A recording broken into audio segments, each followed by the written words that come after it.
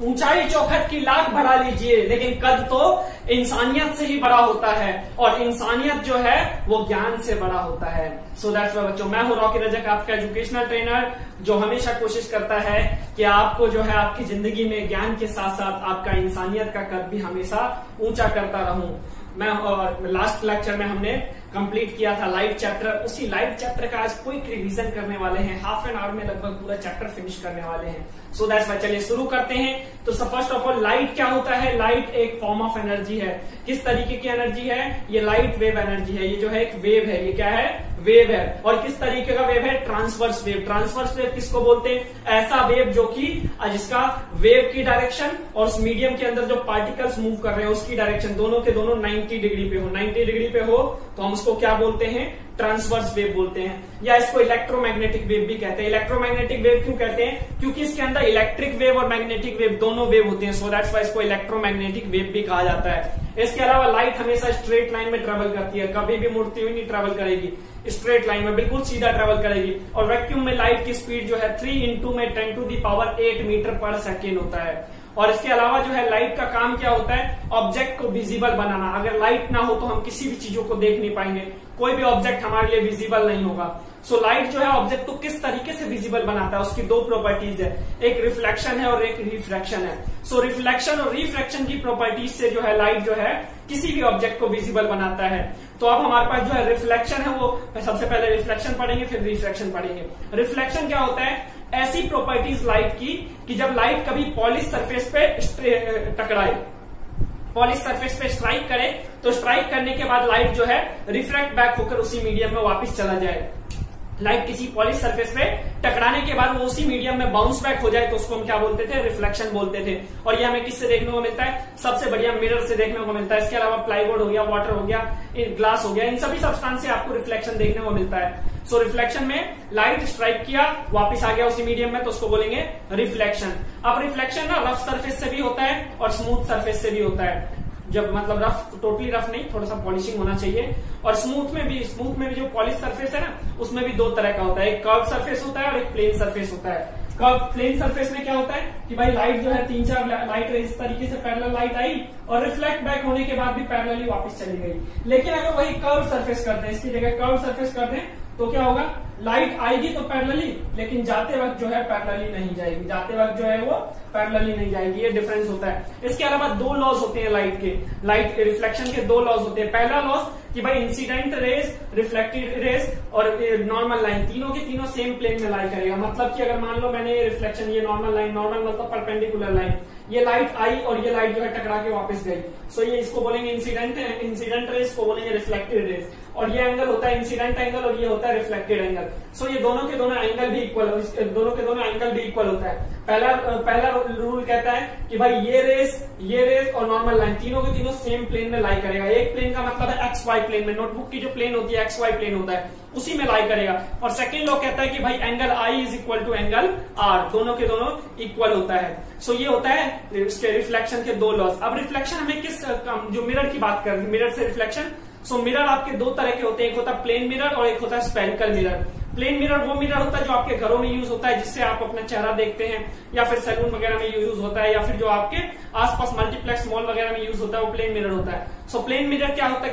कैसी इमेज बनाएगा? Virtual and erect. Image दो तरह की होती है, एक होता है रियल एंड इन्वर्टेड और एक होता है virtual and erect. Real and inverted का मीनिंग क्या है? ऐसी इमेज जो एक्चुअल में एग्जिस्ट करता हो, जो हकीकत में एग्जिस्ट करता हो, जो उल्टी इमेज हो, उसको बोलते हैं रियल एंड इन्वर्टेड। और जो वर्चुअल एंड इरेक्ट इमेज होता है, ऐसी इमेज जो एक्चुअल में एग्जिस्ट नहीं करती है, एक्चुअल में हकीकत में क्या है, कैसा है वो नहीं है, वो कुछ और है, मतलब सपनों में है बट हकीकत में नहीं। एग्जांपल के लिए देखो, आप मुझे देख रहे हो, मैं जो आपको अपीयर हो रहा हूँ क्या है? एक्चुअल इमेज है। लेकिन अगर यही अगर मैं मेकअप वेकअप करके एकदम मतलब अपने चेहरे को मॉडिफाई कर लो, फुल चमचमाती हुई, एकदम लाइट वाइट शाइनिंग करके, पूरा मतलब एकदम ब्राइट अगर दिखे आपको, तो वो क्या है? आपका इरेक्ट इमेज, वो एक्चुअल में एग्जिस्ट नहीं करता। जैसे जितने भी एक्टर वगैरह होते हैं, उनका जो एक्चुअल कंडीशन है और जो सिनेमा में दिखाई देता है, टोटली डिफरेंस होता है। जैसे इंस्टाग्राम पे हम फिल्टर लगाकर फोटो डालते हैं, जो फिल्टर्ड फोटो होते हैं वो क्या होता है? इरेक्ट इमेज कह सकते हैं उसको, समझने के लिए बस कि भाई वो इरेक्ट इमेज है, वो एक्चुअल इमेज नहीं है। बट जो हम जो अपीयर हो रहे हैं अपने डे टू डे लाइफ में, जो अपने दोस्तों से मिल रहे हैं, किसी से मिल रहे हैं, वो क्या है, रियल इमेज है। सो दैट्स व्हाई हम बोल रहे हैं कि भाई जो प्लेन मिरर होता है वर्चुअल एंड इरेक्ट इमेज बनाता है, और आपका जो स्फेरिकल मिरर में कॉन्केव मिरर जो होता है वो आपका रियल एंड इन्वर्टेड इमेज बनाता है। सो स्फेरिकल प्लेन मिरर आपका क्या करेगा, वर्चुअल एंड इरेक्ट मतलब लेफ्ट राइट हो जाएगा। प्लेन मिरर का एग्जांपल मैं आपको दिखाता हूँ। मेरे पास अगर मिरर पड़ी हो, लास्ट टाइम भी आपको दिखाया था, मेरे पास अगर मिरर पड़ी हो, हाँ मेरे पास मिरर पड़ी है, मैं दिखाता हूँ। सो देखिए ये मेरे पास प्लेन मिरर है। सो इसके अंदर अगर आप देख रहे हैं सामने जो आपको मेरा फोन का कैमरा दिख रहा है, मेरे पास अभी ये देखो लेफ्ट वाला पोर्शन राइट हो गया, राइट वाला पोर्शन लेफ्ट हो गया। आप उसमें देख रहे हो मिरर में क्या है, अभी मेरे पास जो ये राइट वाला हैंड जो इधर फ्री है, तो राइट वाला हैंड जो मेरा इस साइड है, लेकिन उसमें इमेज में क्या दिख रहा है आपको, इस साइड दिख रहा होगा, उल्टा हो गया। सो आपका इरेक्ट का मतलब है लेफ्ट राइट हो जाता है। वर्चुअल मतलब हकीकत में नहीं है, सीधी इमेज है बट हकीकत में नहीं है, तो इसको बोलते हैं वर्चुअल इरेक्ट। और इसके अलावा जो है प्लेन मिरर में एक और खास बात होती है, जहां पे ऑब्जेक्ट होगा उतना ही डिस्टेंस पे इमेज होगा। अगर मान लो मिरर से 4 सेंटीमीटर के डिस्टेंस पे, 4 मीटर के डिस्टेंस पे हूं, तो इमेज भी 4 मीटर पीछे ही बनेगा, बिहाइंड द मिरर बनेगी। वर्चुअल इरेक्ट इमेज मिरर में बिहाइंड द मिरर बनती है, ये भी बात याद रखने वाली बातचीत है। अब स्पेरिकल मिरर आपके दो तरह के होते हैं, कॉन्केव मिरर और कॉन्वेक्स मिरर। कॉन्केव मिरर क्या होता है, ऐसा मिरर जो कि एक साइड से कर्व्ड हो, कर्व सरफेस पॉलिश्ड हो। जो ये कर्व सरफेस है ना, चम्मच का जो इधर वाला भाग होता है गड्ढे वाला, वो पॉलिश्ड होना चाहिए, चमचमाता होना चाहिए। वहां से लाइट अगर टकराए और वापिस आए तो उसको बोलेंगे कॉन्केव सरफेस। लेकिन उल्टा वाला जो होता है उसको कॉन्वेक्स सरफेस बोलते हैं। तो कॉन्केव मिरर आपका क्या होगा, ड्रॉ कर देता हूं मैं कॉन्केव मिरर।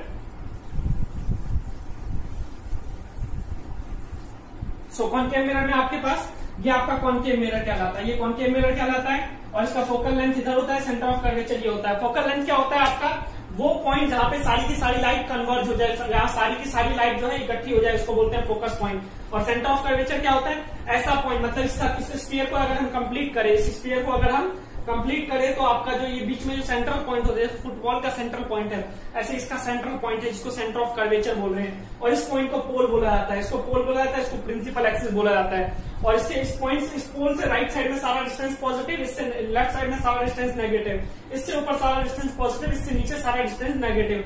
ऑब्जेक्ट को हम हमेशा लेफ्ट साइड में रखते हैं, लेफ्ट साइड में रखेंगे, और लाइट को हम हमेशा लेफ्ट से राइट की तरफ पास करते हैं। और इमेज जो है अगर रियल एंड इन्वर्टेड इमेज है तो प्रिंसिपल एक्सिस के नीचे बनेगी, और वर्चुअल इनडायरेक्ट इमेज है तो प्रिंसिपल एक्सिस के ऊपर और behind the mirror, behind the image. ये चीज याद रखना है, virtual indirect image principal axis के ऊपर और बिहाइंड द मिरर बनेगा, ये खास बात होती है।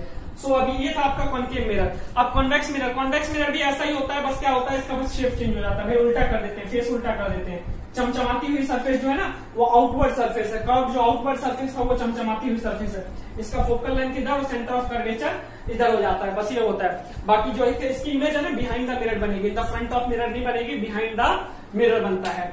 सो अब जो है ये आपका इमेज फॉर्मेशन जो है, यहाँ पे इससे 6 इमेज बनते हैं, कॉन्केव मिरर से 6 इमेज बनता है, और इससे जो है आपका 2 इमेज बनता है। 8 केस होते हैं टोटल, ये मैंने आपको बना रखा है, सो इसमें ये एक्सप्लेन नहीं करूंगा। सो आपका कॉन्केव मिरर जो है पहले 5 केस में जो है रियल एंड इन्वर्टेड इमेज बनाएगा, फर्स्ट 5 केस में रियल एंड इन्वर्टेड इमेज, और लास्ट के 1 केस में वर्चुअल एंड डायरेक्ट इमेज, जब ऑब्जेक्ट को फोकस और पोल के बीच में रखते हैं। सो आपकी ये पूरी टेबल है। एक बार हम इन्फिनिटी पे ऑब्जेक्ट को रखते हैं, इन्फिनिटी पे ऑब्जेक्ट को रखेंगे तो फोकस पॉइंट पे इमेज बनेगा, हाईली डिमिनिश्ड हो जाता है। और बियॉन्ड सी, एक सी से पीछे रखेंगे तो इमेज है आपका बियॉन्ड सी बनेगा, सी और एफ के बीच में बनेगा, यहाँ भी स्मॉलर साइज डिमिनिश्ड होगा, स्मॉलर साइज होगा ऑब्जेक्ट का, सॉरी इमेज का। इसके अलावा एक बार सी के ऊपर ऑब्जेक्ट रखेंगे, जब सी के ऊपर ऑब्जेक्ट को रखेंगे तो इमेज भी सी पर ही बनेगा, यहीं पे सी पे बन जाएगा। एक बार सी और एफ के बीच में रखेंगे तो बियॉन्ड सी इमेज बनेगी, एक बार एफ पे रखेंगे तो वो क्या हो जाएगा, इन्फिनिटी पे इमेज बनेगी। ये सारे के सारे रियल एंड इन्वर्टेड के केस है। लास्ट के जब यहाँ पे लगते हैं लाइट को, सॉरी ऑब्जेक्ट को, तो हमारा वर्चुअल एंड डायरेक्ट इमेज बनता है। और इसमें क्या होता है कॉन्वेक्स में कि भाई एक बार इन्फिनिटी पे रख दिया और एक बार इन्फिनिटी और पोल के बीच में रख दिया, क्योंकि बीच में और कोई पॉइंट ही नहीं है, सो दैट्स व्हाई इन्फिनिटी और पोल ही रखते हैं। सो ये होता है आपका लेंस, इसमें मिरर से रिफ्लेक्शन का कॉन्सेप्ट। अब इसके अलावा जो है आपका एक होता है मिरर फॉर्मूला। मिरर फॉर्मूला क्या होता है कि भाई 1/f is equal to, 1/f is equal to, यहां लिख देते हैं 1/f is equal to 1/v plus में 1/u, ये हो जाता है हमारा मिरर फॉर्मूला। इसके अलावा मैग्निफिकेशन होता है m equal to h dash upon में h नॉट, कि भाई हाइट ऑफ इमेज अपॉन में हाइट ऑफ ऑब्जेक्ट, या फिर -v अपॉन में u, कि भाई इमेज का डिस्टेंस अपॉन में ऑब्जेक्ट का डिस्टेंस। v जो होता है इमेज का डिस्टेंस होता है, कहां से, कि भाई यहाँ से पोल से, जो भी डिस्टेंस मेजर करते हैं हम पोल से मेजर करते हैं, ये वाली वैल्यू v कहलाएगा, और ये वाली वैल्यू है ना u कहलाएगा। ऑब्जेक्ट का डिस्टेंस जो है u कहलाएगा, और फोकस पॉइंट से जो डिस्टेंस होगा पोल का वो f कहलाएगा। फोकस पॉइंट क्या, फोकल लेंथ कहलाता है। सो ये हो जाता है आपका मैग्निफिकेशन। मैग्निफिकेशन क्या होता है, किसी भी मिरर का कि भाई वो कितना इमेज को कन्वर्ज करता है, कितना इमेज को मैग्नीफाई करता है, कितना साइज रिड्यूस करता है। एनलार्ज और रिड्यूस करना साइज क्या कहलाएगा, मैग्निफिकेशन कहलाएगा। अब इसके बाद जो है हमारा रिफ्रैक्शन का कॉन्सेप्ट। रिफ्रैक्शन क्या होता है, जब लाइट एक मीडियम से दूसरे मीडियम में ट्रेवल करती है ना, तो अपने पाथ से डेविएट हो जाती है, तो उसका अपने पाथ से डेविएट होना ही क्या कहलाएगा, रिफ्रैक्शन कहलाएगा। सो ये जो होता है रिफ्रैक्शन किसकी वजह से होता है, मीडियम चेंज होने की वजह से। जब मीडियम का रिफ्रैक्टिव इंडेक्स चेंज होता है ना, डेंसिटी चेंज होता है। जैसे एयर से वाटर में जाओगे तो एयर के अंदर जो पार्टिकल्स है वो बहुत कम है, वाटर के अंदर पार्टिकल्स बहुत ज्यादा है। सो दैट्स व्हाई वाटर के अंदर पार्टिकल ज्यादा होने की वजह से हर्डल आ जाता है, लाइट जो है सही ढंग से मूव नहीं कर पाता। एग्जांपल के लिए आप हवा में दौड़ रहे हो आसानी से दौड़ जाओगे, लेकिन वही पानी में दौड़ा है तो डिफिकल्ट होता है, आपकी डायरेक्शन बार बार चेंज होगी, लचक मचक करोगे। सो वो क्या है, आपका रिफ्रैक्टिव इंडेक्स चेंज होने की वजह से आपकी स्पीड में चेंजेस आ गया। सिमिलरली लाइट में भी चेंजेस आता है, जब मीडियम चेंज करते हैं ना तो अपने पाथ से डेविएट हो जाते हैं। जैसे देखो समझो, अगर मान लो ये एक मीडियम इधर कोई और मीडियम, इधर कोई और मीडियम, यहाँ से लाइट गया इस तरीके से, ये नॉर्मल लाइन बना दो, और यहाँ से हमने लाइट एंटर करवाया, एंटर करवाने के बाद यहाँ से यहाँ की बजाय यहाँ से करवाओ, और ये मान लो ऐसे इस तरीके से अपने पाथ से डेविएट हो गया। इसको जाना कैसे चाहिए था, ऐसे जाना चाहिए था, लेकिन ये मुड़ गया, तो मुड़ गया ना, तो इसी को बोलेंगे क्या, रिफ्लेक्शन। ये एंगल आई कहलाता है, ये एंगल रिफ्लेक्शन कहलाता है, एंगल आर रिफ्लेक्शन कहलाता है। ये इंसिडेंट रेज और ये रिफ्रैक्टेड रेज, रिफ्लेक्टेड नहीं बोलेंगे, रिफ्रैक्टेड बोलेंगे, क्योंकि आपका एक है रिफ्लेक्शन है। और इसके अलावा यहाँ पे भी दो लॉज होते हैं। पहला लॉ होता है कि भाई यही इंसिडेंट रेज, नॉर्मल लाइन और रिफ्रैक्टेड रेज तीनों के तीनों सेम प्लेन में लाई करेगा, जैसे आपका मिरर में था। दूसरा लॉ कहता है, वहां क्या कहता था, एंगल आई और एंगल आर बराबर होगा। यहाँ ये नहीं कहेगा एंगल आई और एंगल आर बराबर होगा, यहाँ कहता है कि sine angle of i upon में sine angle of r, sine angle of i upon में sine angle of r is equal to क्या हो जाएगा, एक कांस्टेंट के बराबर आएगा। Sine angle of i upon में साइन एंगल ऑफ आर का जो रेशियो है कांस्टेंट के बराबर आएगा। इस कांस्टेंट को हम बोल देते हैं रिफ्रैक्टिव इंडेक्स। इस कांस्टेंट को बोलते हैं रिफ्रैक्टिव इंडेक्स। तो रिफ्रैक्टिव इंडेक्स आप ये भी समझ सकते हो कि भाई sign angle of i upon में साइन एंगल ऑफ आर। अब इसके अलावा जो है आपका ये इसको हम स्नेल्स लॉ भी कहते हैं, इसी लॉ को हम बोलते हैं स्नेल्स लॉ। सो आपसे पूछा जाए कि स्नेल्स लॉ क्या कहता है, तो आप बोलोगे Snell's law state that the sine angle of incidence upon the sine angle of refraction will be equal to, it gives the constant value and it is considered as the refractive index. सो इसी को बोलते हैं Snell's law. अब refractive index क्या होता है, refractive index क्या होता है बच्चों, कि भाई लाइट जब एक मीडियम से दूसरे मीडियम में ट्रेवल करती है तो उसके अंदर लाइट की स्पीड में कितना चेंजेस आया उसका रेशियो, लाइट की स्पीड में कितना चेंजेस आया उसका रेशियो। जैसे मान लो ये पहला मीडियम था, इसके अंदर लाइट की स्पीड v1 है, ये दूसरा मीडियम है, इसके अंदर लाइट की स्पीड v2 है। अब मान लो मुझे दूसरे वाले में पहले की रिस्पेक्ट में क्या निकालना है, रिफ्रैक्टिव इंडेक्स निकालना है। दूसरे वाले में पहले की रिस्पेक्ट में रिफ्रैक्टिव इंडेक्स निकालना है, तो मुझे क्या निकालना है भाई, refractive index of second medium with respect to first medium. तो मैं क्या करूंगा, v1 अपॉन में v2 कर दूंगा कि भाई मेरे पास जो है जहां से लाइट आई है उसके अंदर रिफ्रैक्टिव इंडेक्स उसके अंदर लाइट की स्पीड क्या थी, और जिसके अंदर जा रही है उसके अंदर लाइट की स्पीड क्या है, तो क्या कहलाएगा, ये रिफ्रैक्टिव इंडेक्स कहलाएगा। सिमिलरली अगर इस वाले का निकालना हो तो क्या बोलेंगे, n12 निकालना हो तो बोलेंगे v2 अपॉन में v1 कह देंगे। और इसके अलावा अब मान लो कोई कहता है कि भाई पहला मीडियम है ना बाय डिफॉल्ट एयर कर दो, पहला मीडियम बाय डिफॉल्ट हम मान लेते हैं एयर है या फिर वैक्यूम है।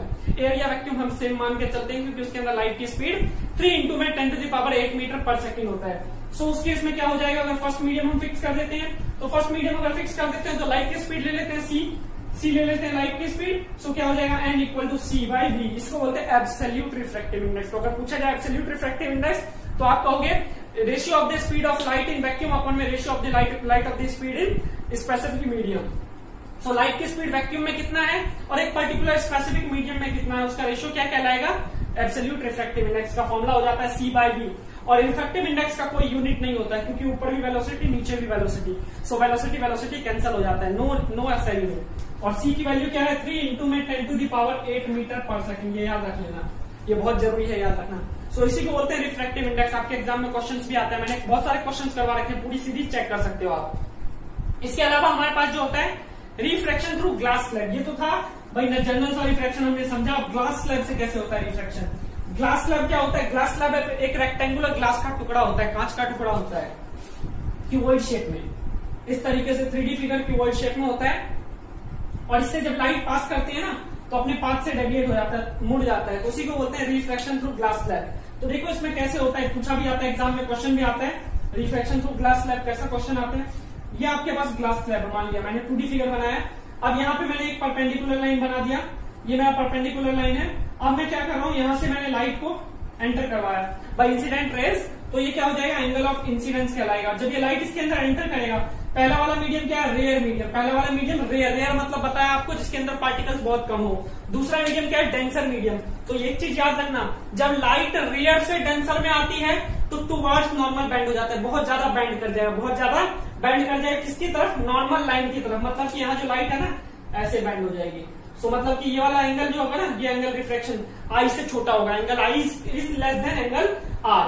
और जब देखो, जब ये लाइट जो है दूसरे सरफेस पे टकरा है तो भाई यहाँ पे भी तो एक नॉर्मल लाइन बनेगा। अब यहाँ पे जो ये वाला एंगल है ना, इसको बोल देंगे I1, मतलब कि सेकंड एज के लिए, ग्लास कलर के सेकंड एज के लिए इंसिडेंट एंगल।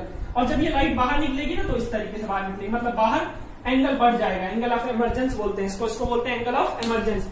और यहाँ पे एंगल ई जो है ना I1 से बड़ी होगी, क्यों, क्योंकि डेंसर से रियर में आएगा। याद रखना, रियर से डेंसर में अगर लाइट जाए तो जो है इसमें लाइट जो है टुवर्ड नॉर्मल बैंड हो जाएगी, लेकिन अगर डेंसर से रियर में जाए तो लाइट जो है अवे फ्रॉम नॉर्मल चली जाएगी। सो आपका ये होता है रिफ्लेक्शन थ्रू ग्लास स्लैब। इसके ऊपर क्वेश्चंस आ जाते हैं। यहाँ एंगल आई और एंगल ई जो है दोनों बराबर होता है। अगर देखो ये नॉर्मल लाइन जो आ रही थी, अगर यहाँ पे कोई मीडियम नहीं होता तो ये इस तरीके से सीधी चली जानी चाहिए थी ना, तो आपका जो ये लाइन और ये लाइन जो है ना आपस में पैरेलल होता है। सो ये जो डिस्टेंस होता है उसको बोलते हैं लेटरल डिस्प्लेसमेंट या फिर लेटरल शिफ्टिंग बोलते हैं। ये एक्सपेरिमेंट भी आप देख सकते हो, नींबू को वाटर में रख के देखोगे साइज बड़ा हो जाता है, पेंसिल को रखते हो वाटर उसमें पानी में, कांच के ग्लास में पानी भर के देख लेना, आपको जो है वो थोड़ी सी टेढ़ी पेंसिल दिखती है, तो वो क्या है, इसी का कॉन्सेप्ट है।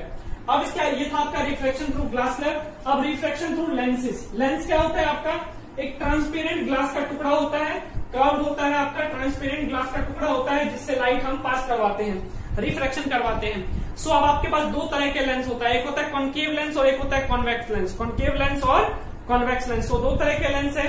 दोनों लेंस जो है आपका रिफ्लेक्शन करवाता है। कॉन्केव, यहाँ पे नेचर चेंज हो जाता है, जो वहां पे मिरर में क्या था, कॉन्केव जो था कन्वर्जिंग था, कॉन्केव मिरर कन्वर्जिंग था, यहाँ कॉन्केव जो होगा डाइवर्जिंग होगा।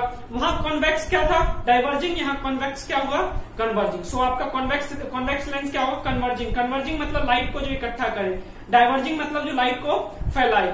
सो आपका लेंस जो है आपका किस तरीके का स्ट्रक्चर होता है, ये है आपका कॉन्वेक्स लेंस, इसको बोलते हैं कॉन्वेक्स लेंस, जो दोनों साइड से कर्व्ड हो और यहाँ बीच में जो है थिकनेस ज्यादा हो, एज पे थिकनेस कम हो। और ये क्या कहलाएगा आपका कॉन्केव लेंस जो है, ये क्या कहलाएगा, कॉन्केव लेंस। यहाँ बीच में जो है बहुत पतला है, एंड पे जो है मतलब एज पे जो है थिक है ज्यादा। सो अब इसके अंदर यहाँ जो है ना दो फोकस होता है, इसका फोकस दो होता है, एक यहाँ F1 कहलाता है और यहाँ 2F1 बोलते हैं, C1 नहीं बोलते, C नहीं बोलते, यहाँ बोलते हैं 2F1। ये ऑप्टिकल सेंटर होता है, यहाँ भी यहाँ F2 कहलाता है और इधर 2F2, क्योंकि दो सरफेस है ना, दो सर्कल यहाँ कंप्लीट होगा। सिमिलरली इसके अंदर भी ऐसे ही हो जाएगा, इसके अंदर भी ऐसे ही हो जाएगा। सो अब जो है इसका फोकल लेंथ यहाँ पे कॉन्वेक्स का पॉजिटिव रहेगा, जैसे वहां पे होता था मिरर में, इसका नेगेटिव होगा फोकल लेंथ, कॉन्केव का फोकल लेंथ नेगेटिव होगा।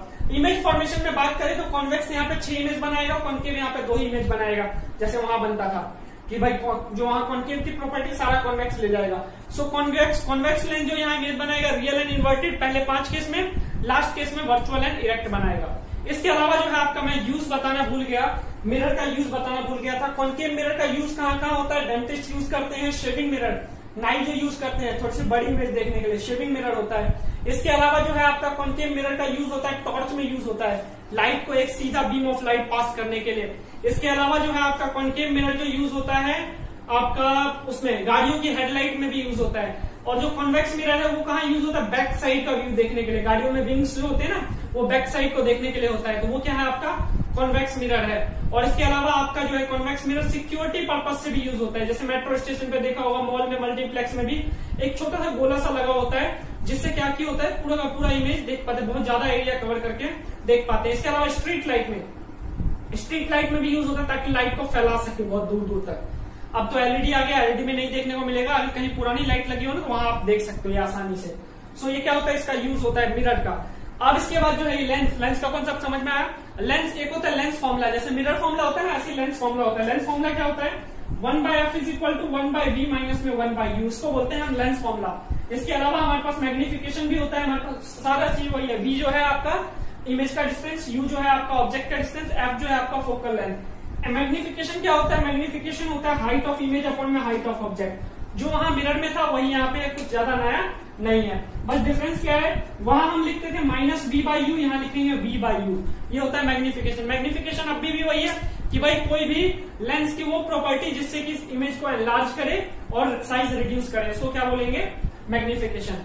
अब उसके बाद जो होता है आपका power of the lens. Power of the lens क्या होता है कि भाई it is the degree of convergence और divergence of, it is the degree of convergence and divergence of ray of light, कि भाई कोई भी लेंस जो है लाइट रेस को कितना ज्यादा कन्वर्ज करेगा, कितना ज्यादा डाइवर्ज करेगा। सो उसको क्या बोलते हैं हम, उसको बोलते हैं हम कि भाई पावर। पावर का फॉर्मूला होता है 1/f, मतलब पावर जो है इनवर्सली प्रोपोर्शनल होता है फोकल लेंथ के। फोकल लेंथ मतलब जिसका जितना ज्यादा उतना ही पावर कम, जिसका फोकल लेंथ कम उसका पावर ज्यादा।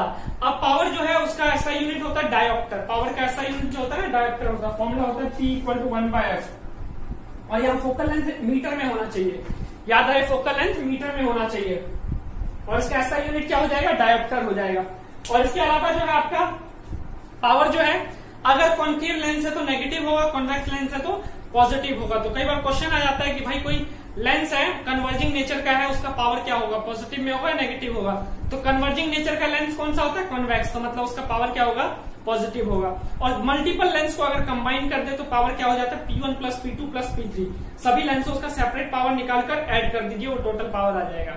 सो ये लाइट का चैप्टर जो है मैंने बोला था आधे घंटे में होगा, आधे घंटे से पहले ही हो गया, 20 मिनट में लगभग पूरा चैप्टर कंप्लीट हो गया है। सो ये आपको समझ में आया ना, अपने दोस्तों को भी रेफर करो। एग्जाम टाइम पे बहुत जरूरी होता है, कैप्सूल का काम करता है क्विक रिवीजन चैप्टर। बहुत शॉर्ट टर्म में पूरा चैप्टर समझने का मौका मिलता है। सो अगर समझ में आया होगा दोस्तों में भी शेयर कर देना। चैनल पे अगर नए हो तो लाइक सब्सक्राइब तो कर ही देना, और कमेंट्स में बताना कि वीडियो की क्वालिटी कैसी थी। तो आज के लिए इतना ही रखते हैं, फिर मिलेंगे अगली सभा में नए चैप्टर के साथ। तो आज के लिए इतना ही, फिर मिलेंगे अगली सभा में। तब तक के लिए दुआओं में याद रखना। Goodbye, take care.